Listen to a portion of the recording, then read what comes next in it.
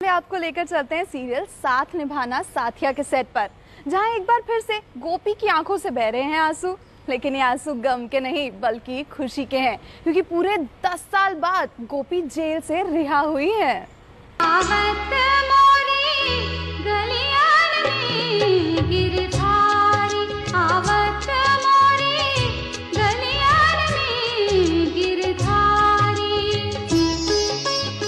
सफेद साड़ी, हाथों में पूजा की थाली, सुरीली आवाज में आरती गाती, आंखों से आंसू बहाती ये कोई और नहीं बल्कि आपकी अपनी गोपी ही है, जो पूरे 10 साल अपनी जेल की सजा काटने के बाद मोदी भवन लौटने की तैयारी में है।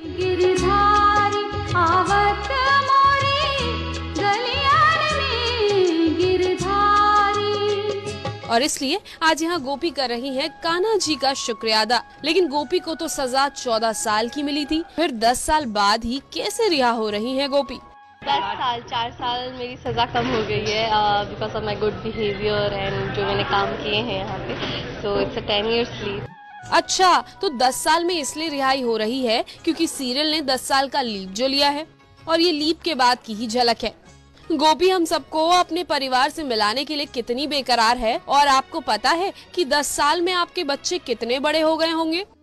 10 साल के बाद मैं अपने परिवार से मिलने जा रही हूँ। पता नहीं कितनी सारी चीजें एक दिन में बदल जाती है, तो 10 साल की बात है, तो 10 साल में पता नहीं क्या कौन कैसे बदला होगा। अभी अगर अहम जी जैसे हुए होंगे तो फिर तो ऑब्वियसली मुझसे लंबी होंगी, और अगर मेरी जैसी हुई है तो तब तो कोई बात ही नहीं है, समझ में नहीं आएगा कौन मेरी बेटी है, कौन मेरी मतलब माँ, कौन माँ है। सो लेट्स सी, जब मिलेंगे तभी हम बता पाएंगे कि कौन किसकी तरह दिखती है।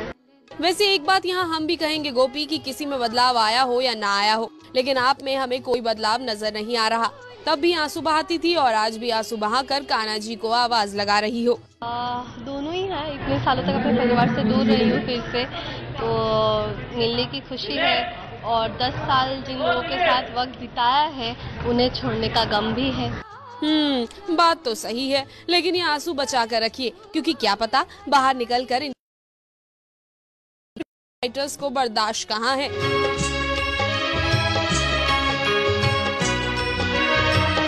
निकी सिंह, E24। और अब